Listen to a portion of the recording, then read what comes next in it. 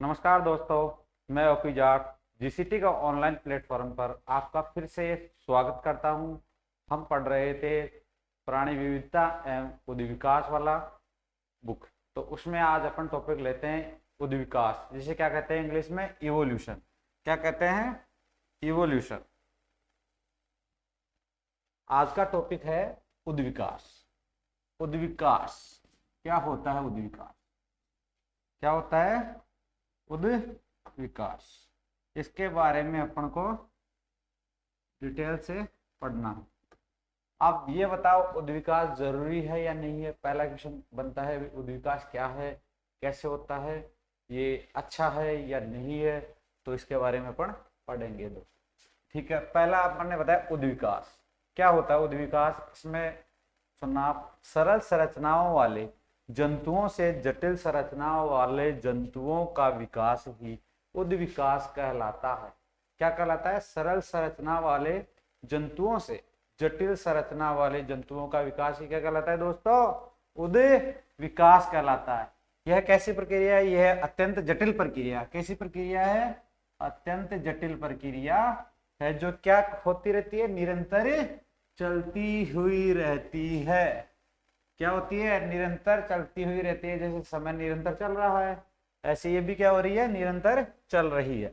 दूसरा है, उद्योग विकास के कारण ही नई जातियों की उत्पत्ति संभव है। उद्योग विकास के कारण ही नई जातियों की क्या है? उत्पत्ति संभव है। फिर है उद्योग विकास के सिद्धांत। अनेक से वैज्ञानिक आए जिन्होंने उद्योग विकास के बारे में क्या दिया? अपने मत दिए और अपने सिद्धांत दिया। तो तीन प्रमुख सिद्धांत हैं। इन तीन प्रमुख सिद्धांतों में है, पहला है विशिष्ट सर्जन का सिद्धांत।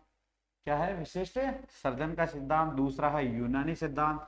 इसमें यूनानी जो वैज्ञानिक थे, यूनान के, ईसा मसीह के जन्म से पूर्व जितने वैज्ञानिक आए वो यूनानी सिद्धांत में आते हैं। तीसरा है आधुनिक सिद्धांत। आधुनिक सिद्धांत में डार्विनवाद आ जाएगा, लेमार्कवाद आ जाएगा। ये है आधुनिकवाद में। ठीक है दोस्तों, आगे बढ़ते हैं। हाँ, विशिष्ट सर्जन का सिद्धांत क्या होता है? विशिष्ट सर्जन का सिद्धांत, यह सिद्धांत स्पेन के पादरी फादर सुरेश द्वारा प्रतिपादित किया गया था। इन्होंने बताया कि ईश्वर ने क्या 6 दिनों में ही पृथ्वी की क्या कर दी? रचना कर दी। यानी संपूर्ण सृष्टि का निर्माण कितने दिनों बता दिया सुआरेज ने? मात्र 6 दिनों में। और इसी कारण सभी जीवों का विकास हुआ है। ठीक है, ये तो एक क्या थे? दार्शनिक थे, तो इन्होंने बता दी दर्शन शास्त्र के अनुसार। फिर आए यूनानी दार्शनिक, यूनानी वैज्ञानिक। और यूनानी सिद्धांत में यह है, इसमें ईसा मसीह के जन्म के पूर्व कई वैज्ञानिकों ने अपने सिद्धांत दिए थे। इसमें फर्स्ट है थेल्स। इसका जीवन काल था 624 से 548 बीसी। अब दोस्तों आप देखोगे ये बीसी क्या है? बीसी का मतलब होता है बैक ऑफ क्राइस्ट। क्राइस्ट का मतलब होता है ईसा मसीह के जन्म से पूर्व। और थेल्स ने बताया कि सभी जीवों का विकास समुद्री जल से हुआ है। किससे हुआ है? समुद्री जल से हुआ है, तथा जल से ही जीवन की उत्पत्ति हुई है। क्या बताया? सभी जीवों का विकास किससे हुआ है? जल से। और जल से ही क्या बताया? जीवन की उत्पत्ति। जो क्या साबित करता है कि भाई जल से जीवों की उत्पत्ति हुई है। और फिर दूसरा दिया, दूसरे वैज्ञानिक आए बाद में, एनेक्सिमेनीज। इनका जीवन काल रहा 588 से 524 बीसी। सभी जीवों की उत्पत्ति को वायु से, इन्होंने सभी जीवों की उत्पत्ति को किससे माना? वायु से माना, तथा आजीवात का सिद्धांत प्रतिपादित किया। नेक्स्ट है एपोडोक्सलीस। इनका जीवन काल है 495 से 435 बीसी। इन्होंने स्वतः जनन के सिद्धांत का प्रतिपादन किया, जिसमें इन्होंने कहा कि पृथ्वी पर जीवन का विकास चरणबद्ध तरीकों में हुआ है। क्या हुआ है? पृथ्वी पर जीवन का विकास चरणबद्ध तरीकों से हुआ है। दूसरी बात कही इन्होंने, अपरिपक्व जातियों को धीरे धीरे परिपक्व जातियों ने प्रतिस्थापित कर दिया। अब परिपक्व जातियों से मतलब यानी जो कम विकसित जातियां थी उनको क्या कर दिया, जो अधिक विकसित जातियां हैं और जो पावरफुल थी तो उन्होंने क्या ले लिया, उनके स्थान ले लिया और उन्होंने अपना जीवन यापन कर लिया उनके स्थान पर। फिर है पहले पादपों का तथा बाद में जंतुओं का विकास हुआ। पहले किसका विकास बताया इन्होंने, पादपों का, जो क्या है सही है, और दूसरा क्या बताया, जंतुओं का। अब है थर्ड है आधुनिक सिद्धांत, जो क्या है उद्विकास की दृष्टि से महत्वपूर्ण है दोस्तों। तो उद्विकास में जैव विकास के ये आधुनिक सिद्धांत 19वीं सदी में प्रारंभ हुए। कब प्रारंभ हुए, 19वीं सदी में प्रारंभ हुए। इसमें है लेमार्कवाद, डार्विनवाद, डीब्रिज का उत्परिवर्तनवाद सिद्धांत, हिकल का पुनरावर्ती सिद्धांत, वेगनर का वियोजन सिद्धांत, आधुनिक समन्वित सिद्धांत। ये क्या हो गए, आधुनिक सिद्धांत हो गए। तो अपने सिर्फ यहाँ पे आपके जो सिलेबस के अकॉर्डिंग, सिलेबस में सिर्फ डार्विनवाद, लेमार्कवाद और डार्विनवाद के बारे में ही अपन अध्ययन करेंगे। नेक्स्ट है लेमार्कवाद। अब है लेमार्क नामक वैज्ञानिक आए, तो लेमार्क ने बताया, आपको पता है कि भाई क्या कहा था उन्होंने, जैसे जैव विकास के सिद्धांतों के बारे में सर्वप्रथम तर्क संगत सिद्धांत किसका है, फ्रांसीसी वैज्ञानिक जीन बैप्टिस्ट, इसका पूरा नाम है जीन बैप्टिस्ट डी लेमार्क। क्या नाम है इनका, जीन बैप्टिस्ट डी लेमार्क द्वारा प्रतिपादित किया गया। यह सिद्धांत उनकी प्रसिद्ध पुस्तक में 1809 में फिलोसॉफी ऑफ जूलॉजिक में प्रकाशित हुआ। इनका सिद्धांत कब प्रकाशित हुआ, 1809 में फिलोसॉफी ऑफ जूलॉजिक में प्रकाशित हुआ। इस सिद्धांत को उपार्जित लक्षणों की वंशानुगति का सिद्धांत भी कहते हैं। इसका दूसरा नाम क्या है, उपार्जित लक्षणों की वंशागति का सिद्धांत भी कहा जाता है। नेक्स्ट है, यह सिद्धांत 4 मूलभूत अवधारणाओं पर आधारित है। 4 मूलभूत अवधारणाओं पर क्या है, आधारित है। पहला है जैव विकास के दौरान जीवों के अंगों व शरीर के आकार में क्या हुई, वृद्धि होने की प्रवृत्ति पाई जाती है। फिर दूसरा बताया इन्होंने, वातावरण में होने वाले परिवर्तनों के कारण इनके अंगों में भी परिवर्तन हुआ। जाहिर सी बात है परिवर्तन होगा, और के कारण नवीन अंगों का विकास हुआ। अब परिवर्तन होगा तो वातावरणीय परिवर्तन के कारण नवीन अंगों का विकास भी होना स्वाभाविक है, तभी तो वो क्या करेगा, अनुकूलन कर पाएगा कोई जीव। नेक्स्ट है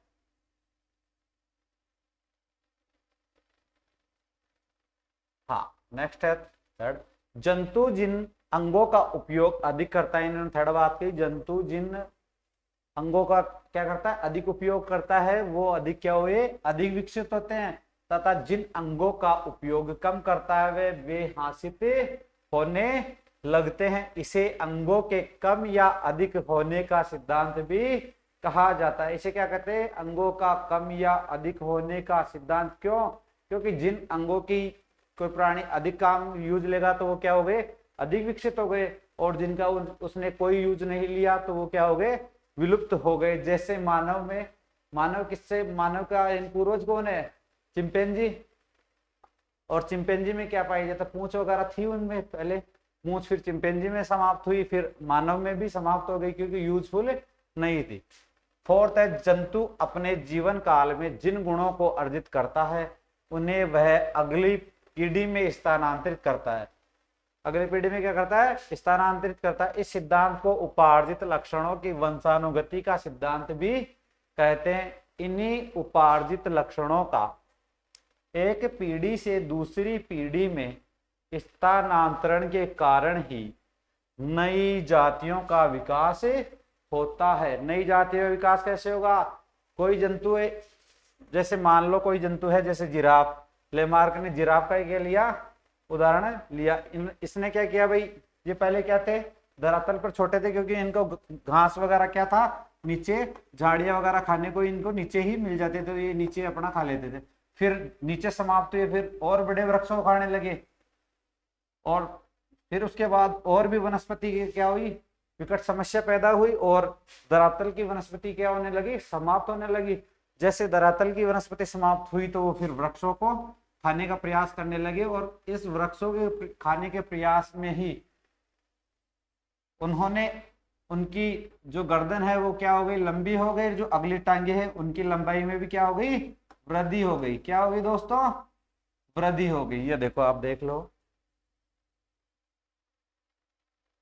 ये देखो बिल्कुल स्पष्ट दिख रहा है कि भाई जिराफ पहले कितना था, छोटा सा था, फिर बाद में ये देखो बड़ा होता गया, अगली टांगे बड़ी हो गई, गर्दन इसकी क्या हो गई, लंबी हो गई।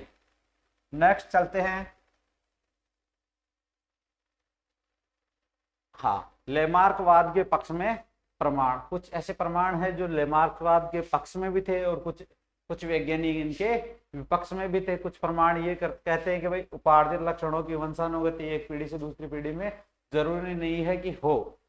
हाँ, लेमार्कवाद में पक्ष है। पहला, घोड़ों के पूर्वजों के पैरों में 5 अंगुलियां पाई जाती थी। कितनी अंगुलियां पाई जाती थी पूर्वजों में, 5, जो नम भूमि में क्या क्या करते थे, रहते थे। जब पारिस्थितिक परिवर्तन हुआ तो जंगल नष्ट हो गए, जंगल नष्ट हुए तो घास के मैदानों का निर्माण हुआ। इसी कारण घोड़ों को चरने के लिए दूर तक जाना पड़ता था, जिससे इनके पैरों में अंगुलियों की संख्या क्या हो गई, कम हो गई व टांगे लंबी हो गई तथा आधुनिक घोड़ों के पाद अंगुलाचारी स्वरूप में बदल गए, जो कठोर भूमि पर तेज दौड़ने के लिए क्या है, उपयोगी है। नेक्स्ट है, सेकंड है, लेमार्क के अनुसार अफ्रीकी लंबी गर्दन वाले जिराफ ने पूर्वजों की अगली टांगे छोटी तथा गर्दन की लंबाई भी सामान्य थी।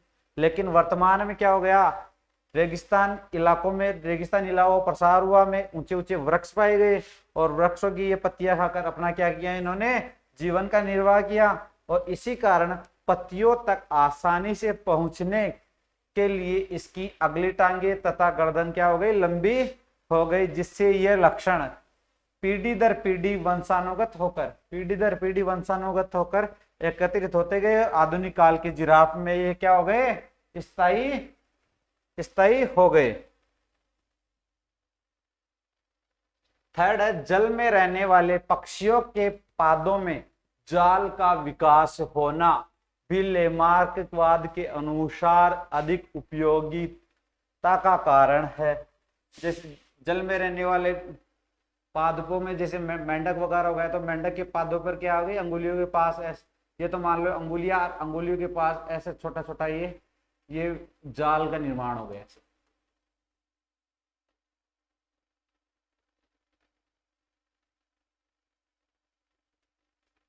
ये लो जी, मेंढक बन गया। ये मेंढक का क्या बन गया, पैर बन गया। और इसमें पैर के पास में किसका निर्माण हो गया, जाल का निर्माण हो गया। बाद में बता रहे हैं, ये लेमार्क ने बताया कि जो बिलकारी जंतुओं, सर्पों में जैसे सर्प व प्रोटेशिया क्या है, बिलकारी जंतु, इनमें पादों का क्या हुआ, हास हुआ। हास क्यों हुआ, क्योंकि ये जब ये बिल वगैरह में प्रवेश करते थे, तो बिल वगैरह में प्रवेश करते वक्त मान लो इनके शरीर के ऊपर पैर होंगे, तो ये क्या करेंगे, अवरोध उत्पन्न करेंगे। अब ये अवरोध उत्पन्न करेंगे तो ये अपना अनुकूलन करने में क्या हुई, परेशानी हुई इनको, और ये परिस्थिति के अनुसार धीरे धीरे इनमें क्या हो गए, नष्ट हो गए। और आज का जो इन्होंने धारण कर लिया, आज के आधुनिक रूप में आ गई। अब है खरगोश, गाय, हाथी व कुत्तों में कर्ण पल्लव की पेशियां भी अधिक विकसित होना लेमार्कवाद भाई प्रमाण है। कर्ण पल्लव, दोस्तों कर्ण पल्लव, जैसे मानव अपने कानों का यूज क्या करता है, बहुत ही कम करता है, लेकिन जानवर वगैरह जैसे खरगोश हो गया, गाय हो गई, हाथी हो गया, कुत्ता हो गया, ये क्या करते हैं, अधिक यूज में लेते हैं इनको। तो अधिक यूज में लेने के कारण इनकी क्या होगी, कान है उनकी कर्ण पल्लव की पेशी अधिक विकसित हुई, और अधिक विकसित होने के कारण इनके कानों का आकार क्या हो गया, बढ़ गया, जिससे क्या हो गया, कानों का आकार बढ़ गया और वास्तविक स्वरूप में आ गए। अब है लेमार्कवाद की आलोचना। अब कुछ वैज्ञानिक हैं जो जिन्होंने लेमार्कवाद को क्या किया, आलोचना की। उन्होंने कहा कि ये सरासर गलत है। हाँ, क्यूरियस और विजमान ने लेमार्कवाद की आलोचना के लिए निम्न प्रयोग प्रस्तुत किए। फर्स्ट है, निरंतर पढ़ने लिखने से आंखें कमजोर और जल्दी खराब होती है। आपको बताया दोस्तों, अपन अगर निरंतर पढ़ाई करेंगे तो आंखें जल्दी खराब होगी।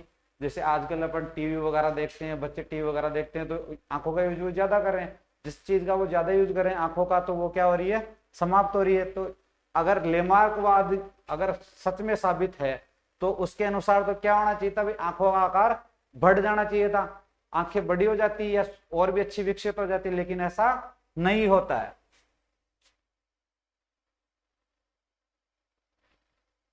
एक प्रयोग में विजमान ने चूहों की 20 से 22 पीढ़ियों तक पूंछ काटते रहे और इन्होंने देखा कि पूंछ विलुप्त नहीं होती। इस आधार पर इन्होंने उपार्जित लक्षणों की वंशानुगति को भी गलत ठहराया। अब चीन में लड़कियों के पांव को छोटा व सुंदर बनाने के लिए दोस्तों एक अच्छी बात आ रही है आपके सामने।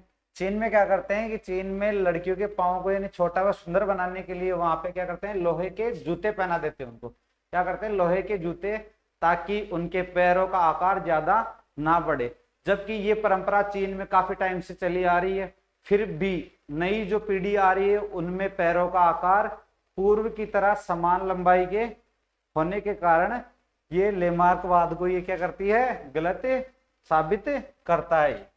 पहलवान अपने जीवन में शारीरिक श्रम कर अपनी मांसपेशियों का विकास करता है, किंतु ये लक्षण उसके पुत्रों में वंशानुगत क्या नहीं होते हैं। आपको पता है कि वंशानुगत नहीं होते। अगर वंशानुगत होंगे तो ये क्या करेगा, लेमार्कवाद को साबित करेगा, लेकिन लेमार्कवाद यहाँ नहीं लग रहा। अब है नेक्स्ट है, कई सदियों से अपने भारत में, आपको पता है दोस्तों अपने भारत में महिलाओं के नाक व कान क्या करते हैं, छिदवाए जाते हैं।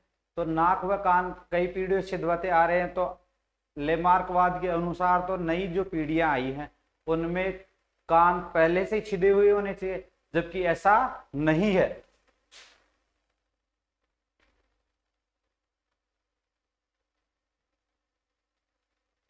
अब है दोस्तों नव लेमार्कवाद। कुछ वैज्ञानिक आए जिन्होंने कहा कि लेमार्कवाद सही है और कुछ परिवर्तनों के बाद इन्होंने नव लेमार्कवाद का सिद्धांत दिया। इसमें है समनर, इसमें सुमनर है, फर्स्ट है सुमनर 1910। इन्होंने सफेद चूहों पर प्रयोग करते हुए बताया कि चूहों को उच्च ताप, क्या उच्च ताप पर पाला जाए तो इनमें सामान्य चूहों की अपेक्षा शारीरिक लंबाई, पूंछ की लंबाई, शरीर की लंबाई, पूंछ की लंबाई, कर्ण पल्लव की लंबाई, पश्चेपादों की लंबाई अधिक होती है तथा ये लक्षण पीढ़ी दर पीढ़ी अगली संतानों में क्या होते हैं, स्थानांतरित होते हैं। फिर दूसरा है टावर। क्या नाम है वैज्ञानिक का दोस्तों, टावर ने बताया कि आलू भृंग नाम की कीट जो किस पे पाई जाती है, आलू के ऊपर, और की कीट युग अवस्थाओं को नमी या ताप की उच्च सीमा पर रखे तो इनकी संरचना में विशिष्ट परिवर्तन हो जाते हैं जो जनन द्रव्य की जीनों को प्रभावित करते हैं और इनका स्थानांतरण अगली पीढ़ी में हो जाता है। क्या बताया इन्होंने, भाई आलू में भृंग कीट पाई जाती है और भृंग कीट की जो कहती है नमी और उच्च ताप की सीमाओं पर रखे तो इनमें क्या हो जाता है, विशेष परिवर्तन हो जाते हैं और इनके जनन द्रव्य के जीनों को प्रभावित क्या करते हैं, जनन द्रव्य की जो जनन अंग है और वहां पर जो द्रव्य है, कोशिका द्रव्य, उसको क्या करते हैं, प्रभावित करते हैं और इसका स्थानांतरण क्या होता है, अगली पीढ़ी में भी देखने को मिलता है, जो लेमार्कवाद को साबित कर रहा है। हाँ, नेक्स्ट है मैकडूगल 1918। चूहों के 45 से 50 पीढ़ियों को निरंतर एक विशेष रास्ते से आने जाने की ट्रेनिंग दी। पहले तो चूहों ने इस रास्ते को सीखने में बहुत बार गलतियां क्या की, बहुत बार गलतियां की। एक रास्ते से चलाया किसने, मैकडोगल ने। कितनी जातियों को, 45 से 50 जातियों। लेकिन कुछ समय बाद क्या होता है कि जो ये पीढ़ी दर पीढ़ी है, तो ये गलतियों की संख्या क्या होती गई, पीढ़ी दर पीढ़ी गलतियों की संख्या क्या होती गई, कम होती गई।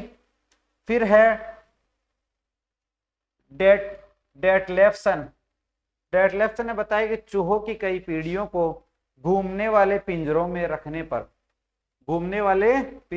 रखने पर इन परिस्थितियों के लिए अनुकूलित होकर सामान्य व्यवहार करते हैं। भाई चूहों की जातियों को, कुछ जातियों को पहले पिंजरों में रखा घूमने वाले में, तो वो असहज क्या किया उन्होंने, असहज महसूस किया, और बाद में ये क्या हो गई, उन्हें पिंजरों के प्रति क्या हो गए, अनुकूलित हो गए, जो क्या करते हैं, लेमार्कवाद को साबित करते हैं।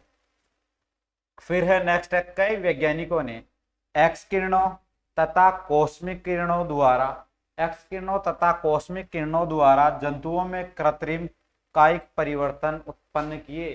कॉस्मिक किरणों द्वारा जंतुओं में क्या किए, कृत्रिम कायिक परिवर्तन उत्पन्न किए, तथा इनका प्रभाव आगामी पीढ़ियों में क्या मिला, देखने को मिला। हाँ, डार्विन का पैनजेनेसिस का सिद्धांत। अब क्या है डार्विन का पैनजेनेसिस का सिद्धांत, लेमार्कवाद आ गया, ठीक है, ये बाद में आएगा, सॉरी ये पहले। हाँ, अब है डार्विनवाद। अपन ने दोस्तों लेमार्कवाद पढ़ लिया, अब आते हैं डार्विनवाद पे। इसमें है, डार्विन ने बताया कि यह सिद्धांत जैव विकास का दूसरा महत्वपूर्ण सिद्धांत है। ये आप अपने को पता है दोस्तों। इस सिद्धांत का प्रतिपादन चार्ल्स डार्विन ने किया। किसने किया था इस सिद्धांत का प्रतिपादन? चार्ल्स डार्विन ने किया था। जब डार्विन HMS बेगाल, ये क्या है, एक जहाज है, HMS बागले नामक जहाज से गोलापेगोस ये क्या है, द्वीप समूह है, गोलापेगोस द्वीप समूह पर पहुंचा, तो इन्होंने जंतुओं की विभिन्नताओं का अध्ययन किया। उस द्वीप को उद्विकास की जीवित प्रयोगशाला के रूप में क्या किया, इन्होंने माना। सन 1958 में अपने प्रेक्षणों के आधार पर बताया कि क्या किया, बताया कि जीव जंतुओं में जीवन के लिए संघर्ष होता है तथा प्रकृति को ऐसे जंतुओं के चयन का अवसर मिलता है जो जीवित रहने के लिए अन्य जंतुओं की तुलना में क्या होते हैं, अधिक अनुकूलित होते हैं। फिर है नेक्स्ट है डार्विनवाद निम्न तथ्यों व उनके द्वारा दिए गए निष्कर्षों पर आधारित है। अब डार्विनवाद यानी जो चार्ल्स डार्विन ने थे, तो उन्होंने कुछ तथ्य दिए और उन तथ्यों के आधार पर क्या किया, निष्कर्ष निकाला। देखते हैं दोस्तों वो तथ्य क्या थे। पहला है प्रजनन द्वारा जंतु ज्यामितिक अनुपात में संतान उत्पन्न करते हैं, फिर भी जंतुओं की संख्या स्थिर रहती है।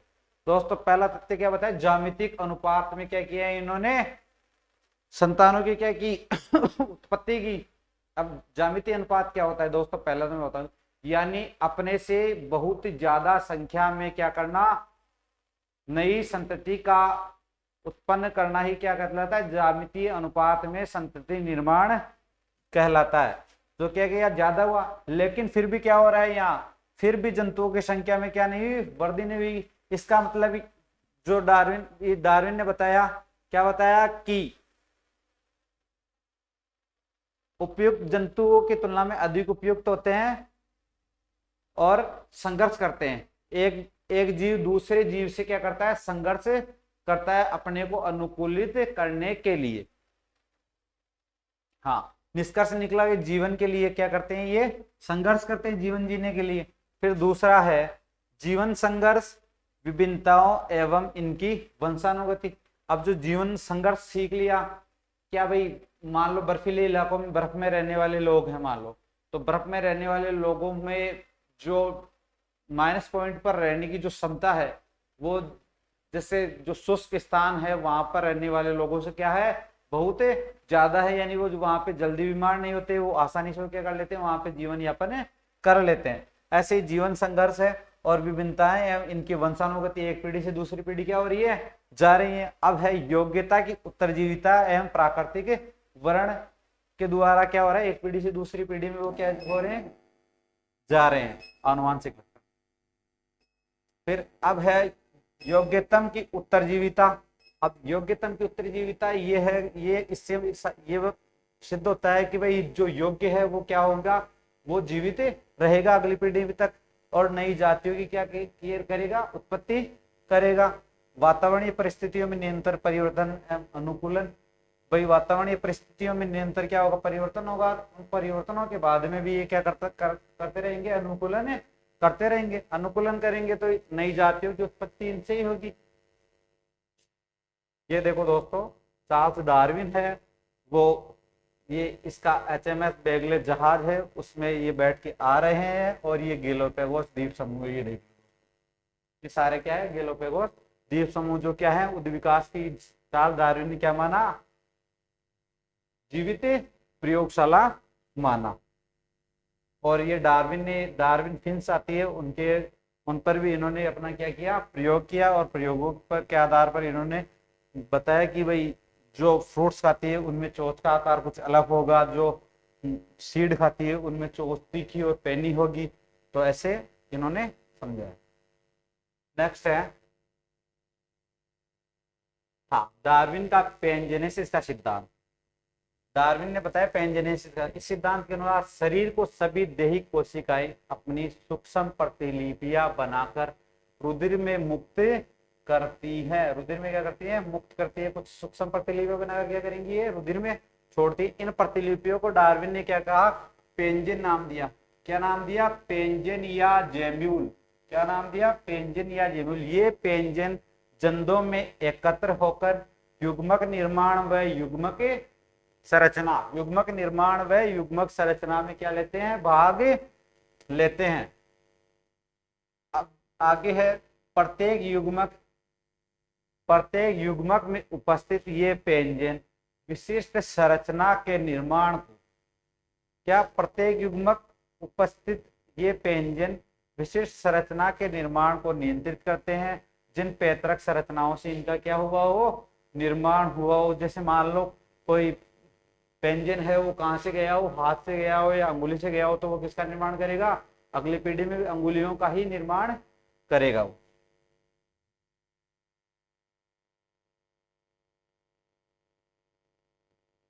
हाँ, अब है दोस्तों लास्ट एंड नव डार्विनवाद। डार्विनवाद द्वारा प्रस्तावित सिद्धांत में निम्न परिवर्तन किए गए। जो और वैज्ञानिक आए उन्होंने डार्विन के सिद्धांत को माना और अपने तर्कों के आधार पर कुछ इसमें क्या कर दिए, संशोधन कर दिए। सभी अर्जित तथा आकस्मिक विभिन्नताएं आनुवांशिक नहीं होती। उन्होंने बताया कि सभी जो अर्जित और आकस्मिक विभिन्नताएं हैं वो क्या नहीं होती, आनुवांशिक नहीं होती और न ही इनकी वंशानुगति होती है। अतः ये विभिन्नताएं विकास की दृष्टि से महत्वहीन है। फिर आगे बताया इन्होंने, केवल वे ही विभिन्नताएं आनुवांशिक दृष्टि से महत्वपूर्ण है होती हैं जो आनुवांशिक पदार्थ जैसे गुणसूत्र व जीनों में उत्पन्न होती है। और इन्हीं विभिन्नताओं की क्या होती है, एक पीढ़ी से दूसरी पीढ़ी में वंशानुगति होती है।